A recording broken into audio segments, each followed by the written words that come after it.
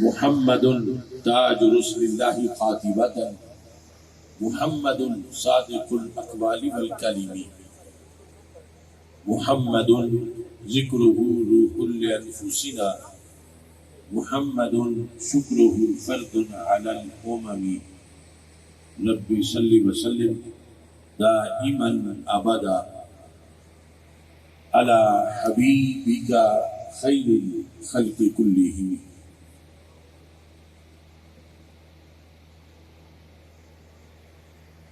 خدایا بحق بنی فاطمہ کہ بر قول ایماں کنی خاتمہ، اگر دعوتم رد کنی بر قبول، منو دستو دامان آل رسول صلی اللہ علیہ وسلم۔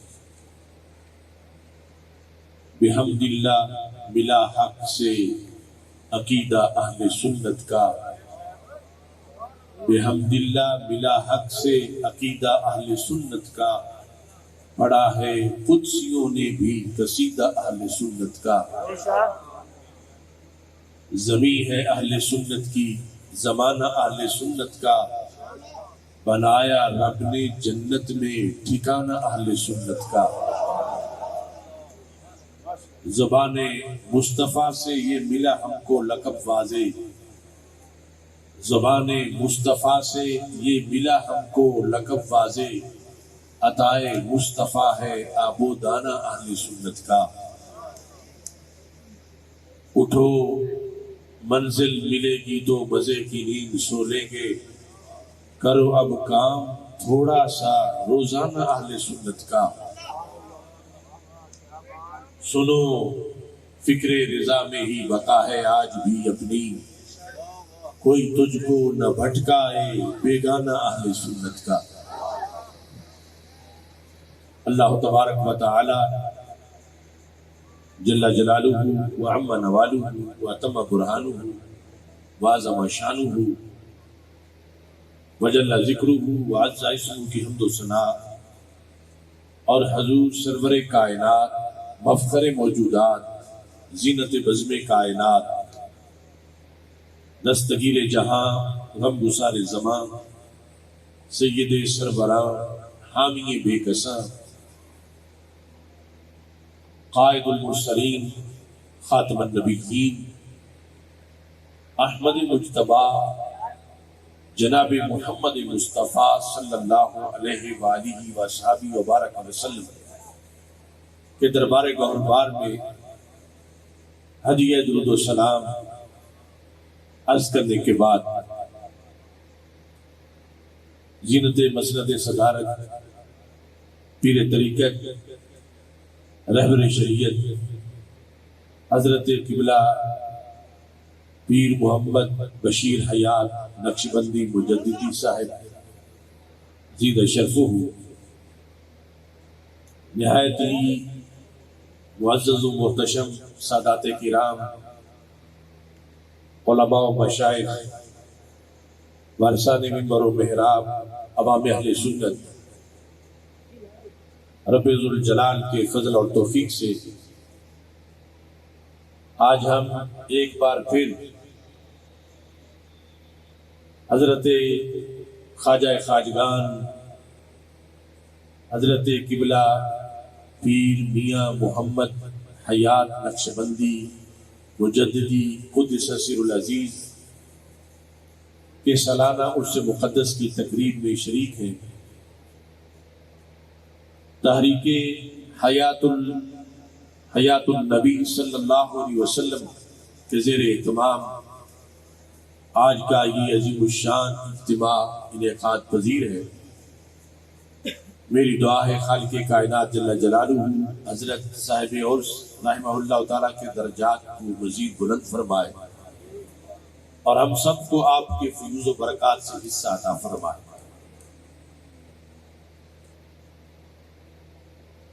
ہمارا وہ رشتہ جس کی بنیاد پر ہم سارے یہاں اکٹھے ہیں، جو ہمیں دنیا میں، قبر میں، برزخ میں، قیامت اور جنت میں کام دینے والا رشتہ ہے، وہ ہم سب کا عقیدہ اہل سنت و جماعت سے منسلک ہونا ہے. جن کے عرس میں آئے ہیں اس لیے آئے ہیں کہ انہوں نے ساری زندگی اہل سنت و جماعت کا پرچم بلند کیا، ساری زندگی اس کی تبلیغ کی، ساری زندگی اس کے لیے قربانیاں دی، ساری زندگی اس کے لیے تبلیغی دورے کیے اور اسی عقیدہ کے فروغ کے لیے جا بجا مختلف ادارے قائم کیے. آج مسلک حق اہل سنت و جماعت بہت سے حملوں کی زد میں ہے. ہم وارث ہیں اس مسلک کے، ہمارے ذمہ ہے کہ ہم سارے اس مسلک کا تحفظ کریں کہ جس کے نتیجے میں کل تمام عبادات قبول ہوگی، نماز، روزہ، حج، زکوٰۃ، یہ ساری چیزیں پھر بھی اللہ کے دربار میں منظور ہوں گی اگر انسان مسلک حق اہل سنت و جماعت پر پختگی سے قائم رہا. اس کے بعد یہ سارے سلسلے نیکیوں کے انسان کو فائدہ دینے والے ہیں. یہ لفظ دراصل زبان رسالت صلی اللہ علیہ وسلم کا حق پرستوں کو عطا کیا گیا ایک بہت بڑا تحفہ ہے. کسی مفتی صاحب نے ہمارا یہ ٹائٹل معین نہیں کیا، اصل میں سب سے پہلے زبان رسالت صلی اللہ علیہ وسلم نے حق پرستوں کو یہ لقب دیا. صحابہ کرام رضی اللہ تعالی عنہم اور اہل بیت اطہار رضی اللہ تعالی عنہم نے یہ سنا اور پھر ہر صدی میں اسی لقب کے ساتھ اہل حق جیتے رہے. یہ ہماری خوش قسمتی ہے کہ 14 صدیوں کے گزر جانے کے باوجود ہم کسی نئے رستے پر نہیں، اسی رستے پر ہے جس پر اللہ کے رسول علیہ السلام نے امت کو گامزن فرمایا تھا. الکامل کے اندر حدیث مصطفیٰ صلی اللہ علیہ وسلم کے یہ الفاظ موجود ہیں جو سیدنا امام حسین رضی اللہ تعالی عنہ نے نبی اکرم صلی اللہ علیہ وسلم سے خود سنے اور آگے امت کی طرف روایت کیے کہ ہمارے آقا صلی اللہ علیہ وسلم نے فرمایا سیدنا امام حسن اور سیدنا امام حسین رضی اللہ تعالیٰ عنہما کو انتما سیدہ شباب اہل الجنہ وقرۃ عین اہل السنہ، کہ حسن و حسین تم دونوں جنتی جوانوں کے سردار ہو اور تم دونوں سنیوں کی آنکھ کی ٹھنڈک ہو. قرۃ عین اہل السنہ یعنی کائنات کے اندر زبان رسالت سے یہ لفظ کائنات میں سب سے پہلے نکلے اور پھر صحابہ کرام اور اہل بیت اطہار رضی اللہ تعالیٰ عنہم نے یہ لفظ اہل حق کو عطا کیے. ہمیں آج اپنا تعارف کرواتے وقت، اپنی پہچان کرواتے وقت اسی پہچان پر اللہ کا شکر ادا کرتے ہوئے اپنا تعارف کروانا چاہیے جو اللہ کے رسول علیہ السلام نے ہم سب کو امتیازی شان عطا فرمائی ہے. اس سلسلہ میں صحابہ و تابعین نے پھر ہدایت اور روابط کے لحاظ، پڑھنے پڑھانے کے لحاظ، تبلیغ دین اور تقریر کے لحاظ کچھ شرطیں مقرر کی. آج سوشل میڈیا کی وجہ سے ایک ایسی فضا چل نکلی ہے کہ ہر کسی کی بات سننا اور ہر کسی کے لیے اپنے دل کی تختی کو سامنے رکھ دینا یہ ایک رواج بن گیا ہے.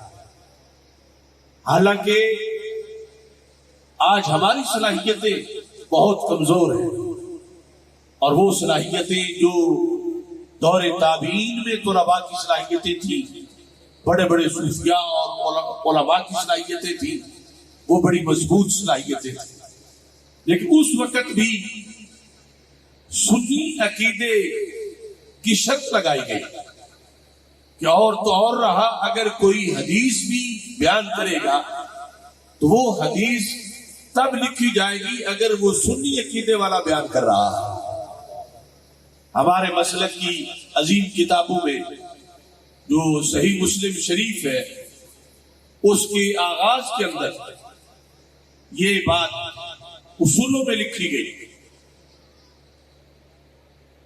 کہ جب تابعین کا زمانہ تھا، امام ابن سیرین کہتے ہیں، آپ فرماتے ہیں کہ لم یکونوا یسألون عن الاسناد، پہلے پوچھا نہیں جاتا تھا سند کے بارے میں کہ جو تم کہہ رہے ہو اس کی سند کیا ہے، تم نے کس سے سنا ہے، تمہارے استاد کون ہے، تمہارے استاد کے استاد کون ہے۔ صرف یہ دیکھا جاتا تھا کہ یہ درس قرآن دے رہا ہے، یہ درس حدیث دے رہا ہے، تو لہٰذا ان کی اس بات کو سن کے آگے لکھ لینا چاہیے، محفوظ کرنا چاہیے اور آگے بیان کر دینا چاہیے۔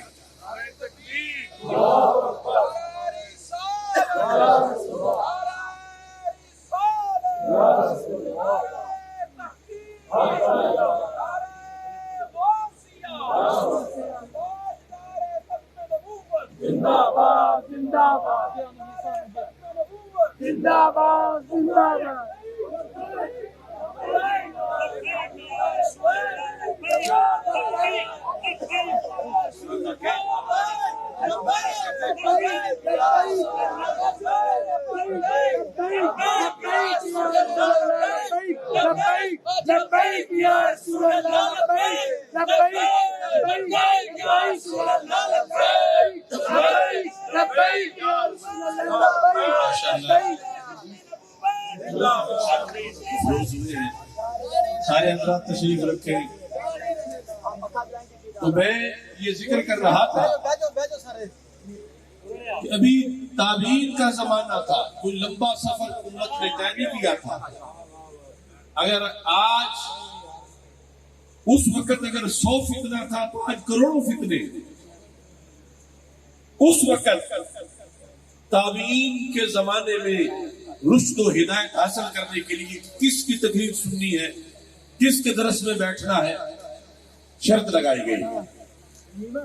شرط کا ذکر کرتے ہوئے کہتے ہیں لما وقعت الفتنہ، حضرت محمد بن سیرین رحمہ اللہ تعالی جو وقت کے بہت بڑے امام تھے اور تابعی تھے، وہ کہتے ہیں جب معاشرے میں فتنہ آ گیا تو اب ہم ہر کسی کی بات نہیں سنتے، اب ہم کہتے ہیں سموا لنا رجالکم، تم بتاؤ یہ جو تم حدیث بیان کرنے والے ہو یہ تم نے کس استاد سے سنی ہے، تمہارے جو استاد ہیں انہوں نے کس استاد سے سنی ہے، یہ جو تم قرآن کی تفسیر کرنے لگے ہو یہ تفسیر تم نے کس سے سنی ہے، یہ کیوں پوچھتے تھے؟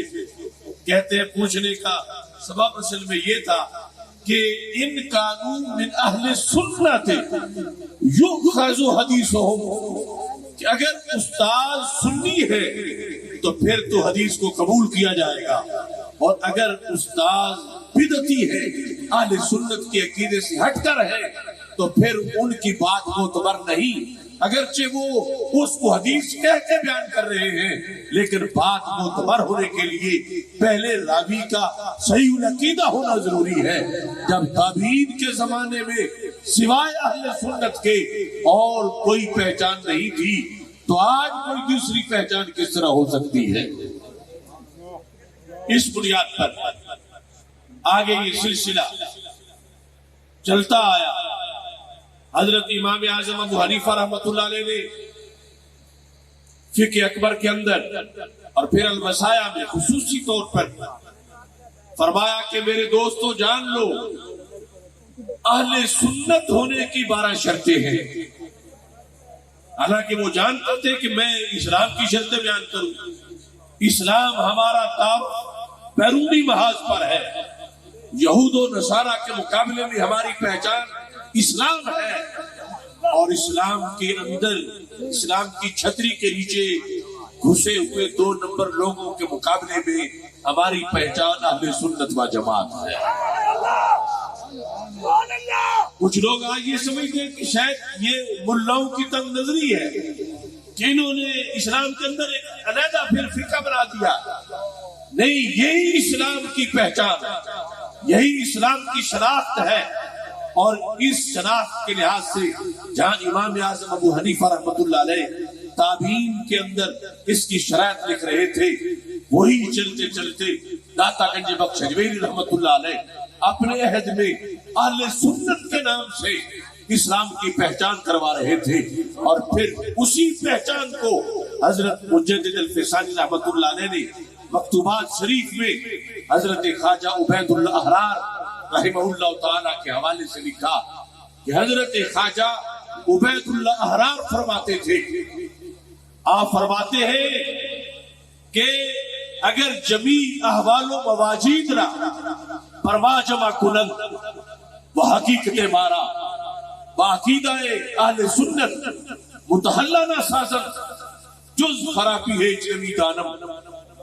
یہ پیروں کے پیر، صوفیاء کے امام، جہاں مجدد صاحب رحمۃ اللہ علیہ جیسی ہستیاں وہاں سلام پیش کر رہی ہے، وہ خواجہ عبید اللہ احرار وہ فرمایا کرتے تھے کہ اگر میرا تعارف کرواتے وقت لوگ میرے مواجید کو، میرے سلوک کو، میری طریقت کو، میرے کتب ہونے کو، میرے غوث اور ابدال ہونے کو بیان کرے مگر میرا سنی ہونا بیان نہ کرے تو میں کہوں گا خرابی کے سوا کچھ نہیں ہوا۔ انہوں نے میری کرامتیں تو بیان کی ہے، میرا سنی ہونا بیان نہیں کیا۔ انہوں نے میری شانیں تو بیان کی ہے، میرا سنی ہونا بیان نہیں کیا۔ اب دیکھو وہ چیز جو ہمیں پیچھے ان بزرگوں کے ہاں نظر آتی ہے، وہی آج اس عہد میں ایسے آستانوں پر بھی اللہ کے فضل سے نظر آ رہی ہے کہ یہاں جو ترجیح دی جا رہی ہے وہ عقیدے کو ترجیح دی جا رہی ہے، جو کہ عقیدے پر نماز روزے میں قبول ہونا، اور عقیدہ جو ہے یہ سب سے بڑی شان، مسلک حق پہ پکا ہونا یہ کسی انسان کی سب سے بڑی شان ہے۔ حضرت خواجہ عبید اللہ احرار فرماتے ہیں اگر انہوں نے میرا مسلک سنی ہونا بیان نہ کیا تو میں کہوں گا جز خرابی ہے چنبی دان، خرابی کے سوا کچھ نہیں ہوا۔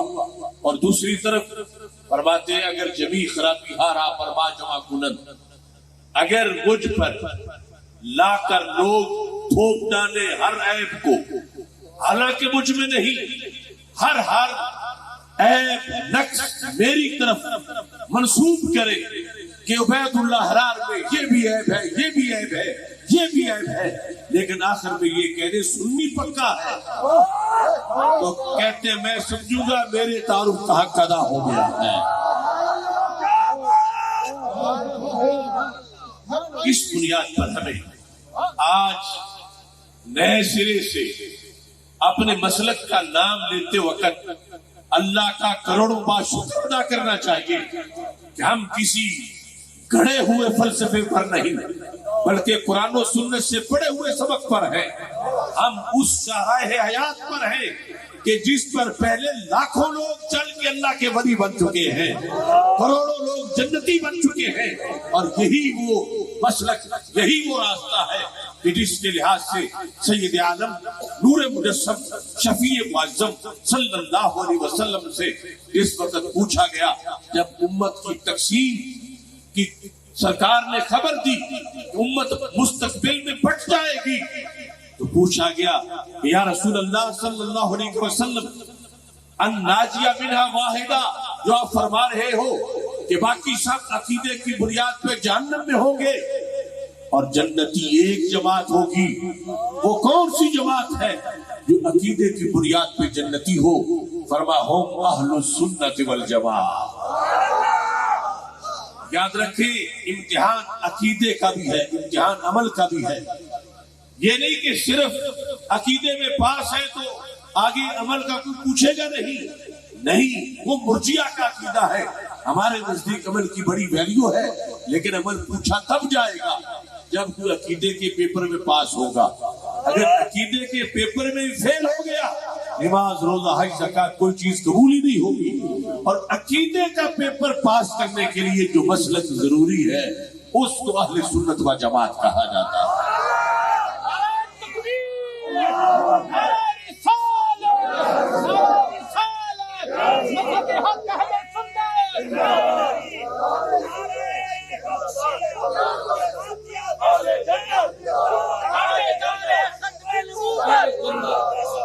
اب اس میں تھوڑے سے زندہ باد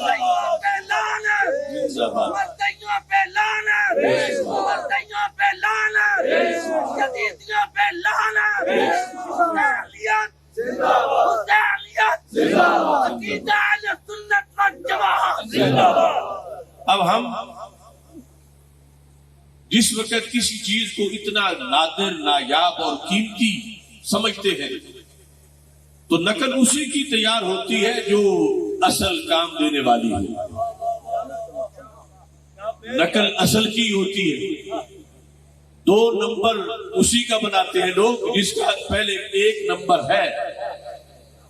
تو یاد رکھو اہل سنت و جماعت اور باقی سب سے پہچان کے لیے جو فرق ہے وہ بہت باریک سا فرق ہے. میں مثال دے کر اس بات کو واضح کرنا چاہتا ہوں. حدیث شریف میں ہے ان للہ اوانی، اللہ کے برتن ہیں جیسے لوگوں کے برتن ہوتے ہیں اللہ کے بھی برتن ہیں. اللہ کے برتن کیا ہے؟ فرمایا الا وہی القلوب، بندے کے سینے میں جو دل ہے یہ اللہ کا برتن ہے. یہ تشبیہ دی رسول پاک صلی اللہ علیہ وسلم. اللہ نے دل بانٹتے وقت جب مخلوقات کو دل دیے تھے وہ قادر مطلق اتنا کریم ہے کہ اس نے کسی بچے کو بھی سیکنڈ ہینڈ دل نہیں دیا. جب دل بانٹے تو کسی غریب کا بچہ تھا تب بھی اس کو نیا دل دیا. اگر وہ کاشانے میں پیدا ہوا ہے یا کتیا میں پیدا ہوا، اللہ تعالیٰ نے اس کو چمکتا دل دیا ہے جس پر کوئی آلودگی نہ ہو، کوئی دھبا، کوئی داغ، کوئی نشان نہ ہو. اب سوال پیدا ہوتا ہے جب دیتے وقت سب کے دل ستھرے ہیں، سب کے دل معرفت کے قابل ہیں، سب کے دل ایمان کے قابل ہیں، سب کے دل ولایت کے قابل ہیں، تو پھر آگے یہ فرق کیوں ہے کہ پھر بھی کروڑوں دل ہے جن میں کفر ہے اور پھر ایمان والوں میں کروڑوں ہے کہ جن میں ایمان تو ہے مگر اعلیٰ درجے کی ولایت نہیں ہے. تو اس سلسلہ میں امام غزالی رحمت اللہ علیہ وضاحت کرتے ہیں، کہتے ہیں اصل دل کے استعمال میں بڑا فرق ہے.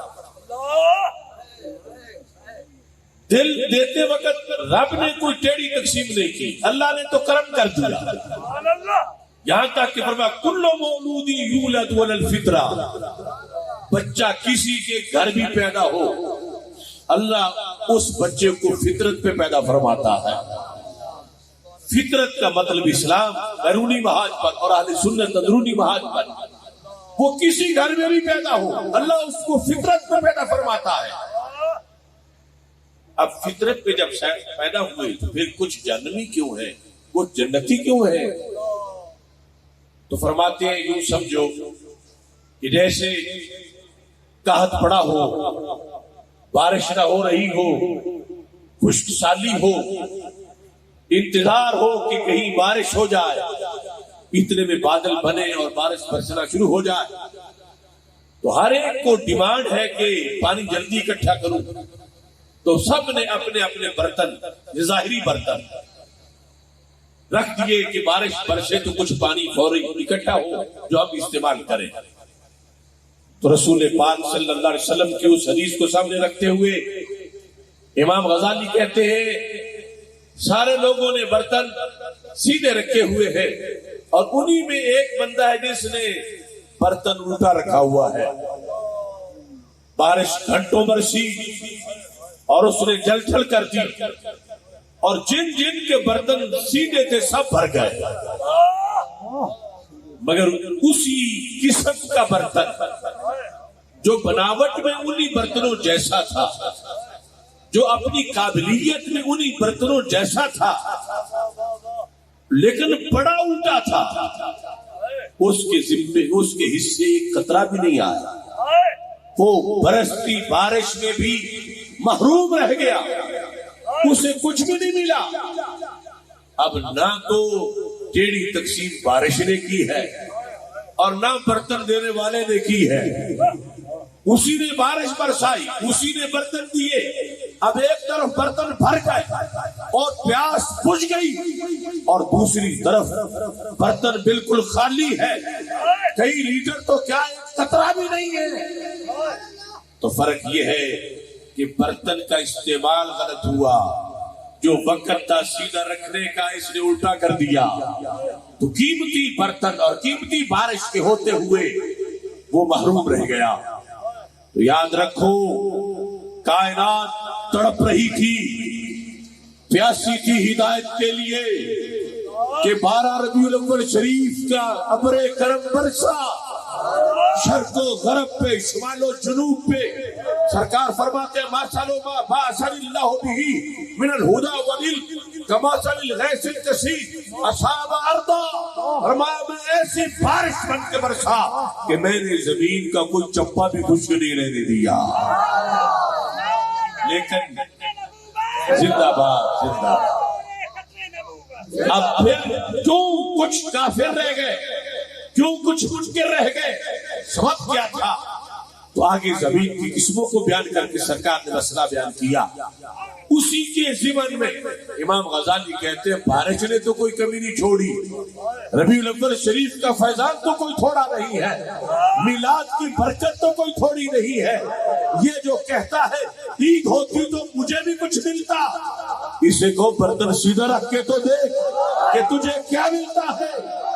اب برتن سیدھا ہو تو برتن سیدھا ہونے سے پانی بھر جاتا ہے, پیاس بجھ جاتی ہے. اب 12 ربیع الاول شریف کا کائنات میں جو انقلاب آیا, اس انقلاب کی بنیاد پر یہ کائنات میں ہریالی ہے اور وہی سر چشمہ آج بھی حیات تقسیم کر رہا ہے.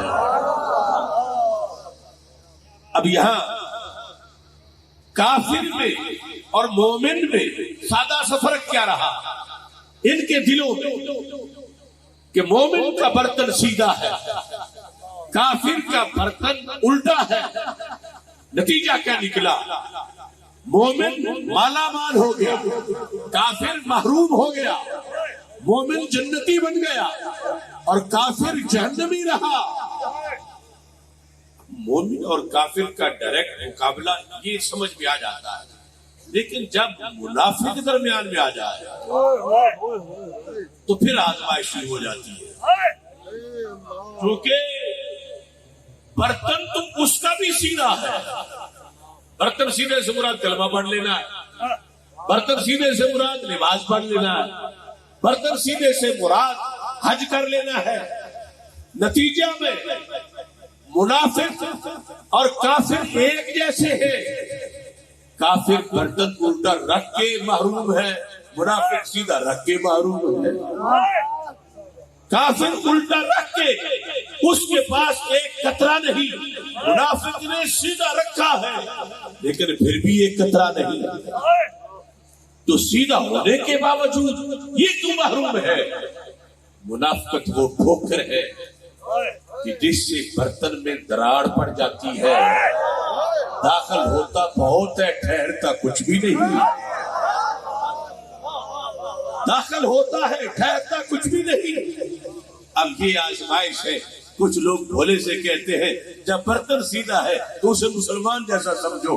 ہم کہتے ہیں نتیجہ دیکھو, کافر بھی محروم ہے, یہ بھی محروم ہے. کافر الٹا رکھ کے محروم ہے, یہ سیدھا رکھ کے محروم ہے. کیونکہ منافقت کی وجہ سے اس کے اندر نورانی شیشہ جو دل کا تھا اس میں دراڑ پڑ گئی ہے, اور وہ دراڑ ایسی ہے نہ نماز کا صاحب ٹھہرتا ہے, نہ روزے کا ٹھہرتا ہے, نہ کلمے کا, نہ درود کا, اسے کچھ بھی میسر نہیں. یہ جو طبقہ معاشرے کو ٹوٹے ہوئے برتن کی شناخت کرا دے اس کو اللہ کے اولیاء کا طبقہ کہا جاتا ہے, اور اس کو فکر رضا کا طبقہ کہا جاتا ہے.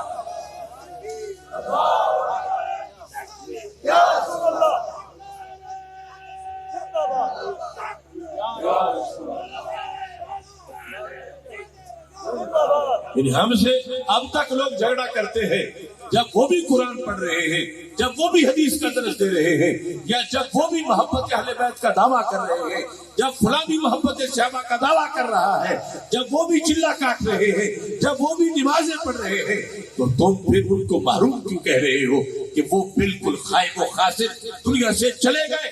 تو میں کہتا ہوں یہ ہم نے نہیں کہا، اصل میں حدیث ہے رسول پاک صلی اللہ علیہ وسلم کی، جو صحیح بخاری میں بار بار آئی ہے۔ میرے آقا صلی اللہ علیہ وسلم مال غنیمت تقسیم کر رہے تھے، تو ایک شخص آیا جس کا نام ذوالخویسرہ تھا۔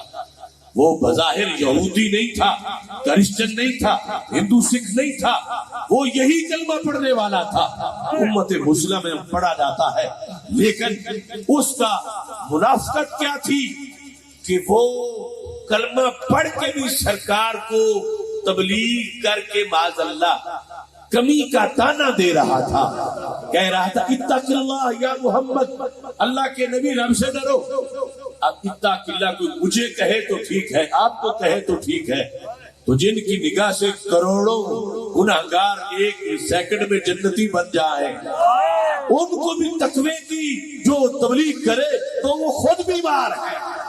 نہیں کہتا یہ عدل کرو، اتق اللہ، اللہ سے ڈرو۔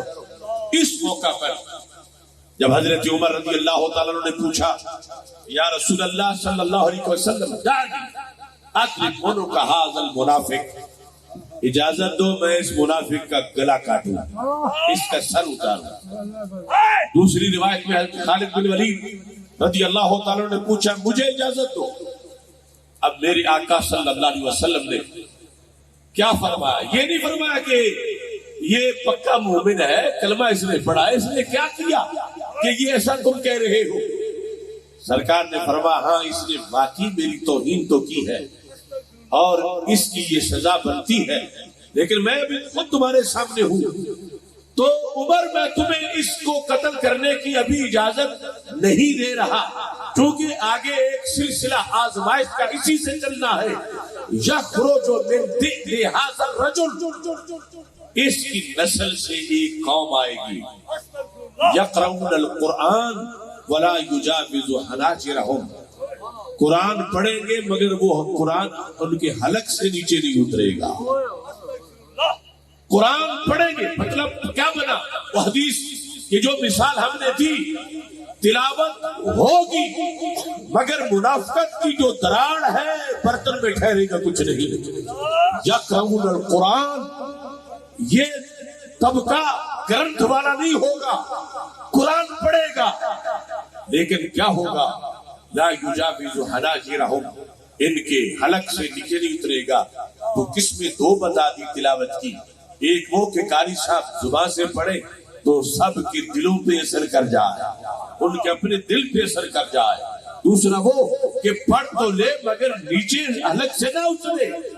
اس موقع پر رسول اکرم صلی اللہ علیہ وسلم نے صحابہ سے یہ کہا کہ اس فتنے سے بچ کے رہنا، کہیں ان کی نمازوں روزوں سے، کہیں ان کے ظاہری عمل سے ان کو اچھا نہ سمجھ لینا۔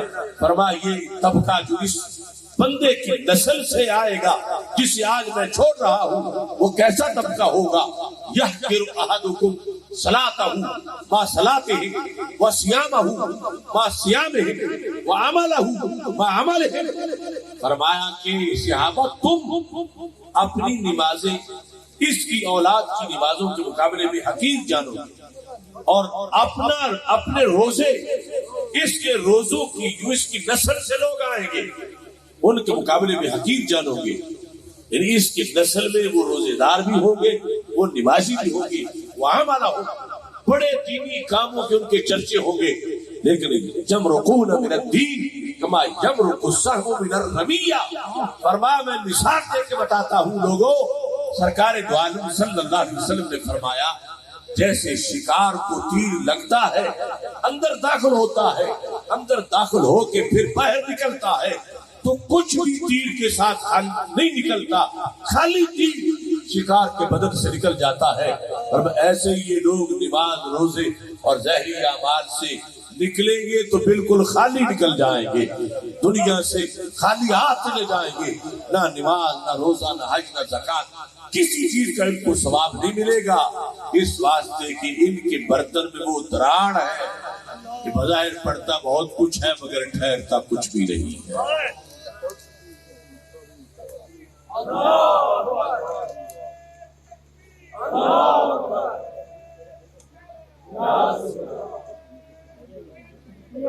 اس لیے آج کے اس اجتماع میں یہ قرآن و سنت سے میرا آپ حضرات کے نام یہی پیغام ہے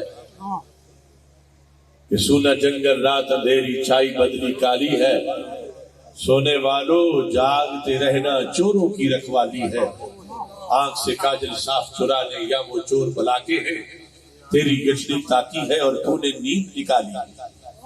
ایسی آستانوں سے منسلک ہونے کا فائدہ یہ ہے کہ بندے کا مسلک سلامت رہتا ہے، اور پھر آستانوں والے آج جب مسلک پہ حملہ ہو رہا ہے تو انہیں اپنے بزرگوں سے اپنا ربط ظاہر کرنے کے لیے اور حق وفا ادا کرنے کے لیے اس وقت ضرور اہل سنت و جماعت کی اذان دینی چاہیے، جیسے آج اس آستانہ سے اہل سنت کی اذان گونج رہی ہے۔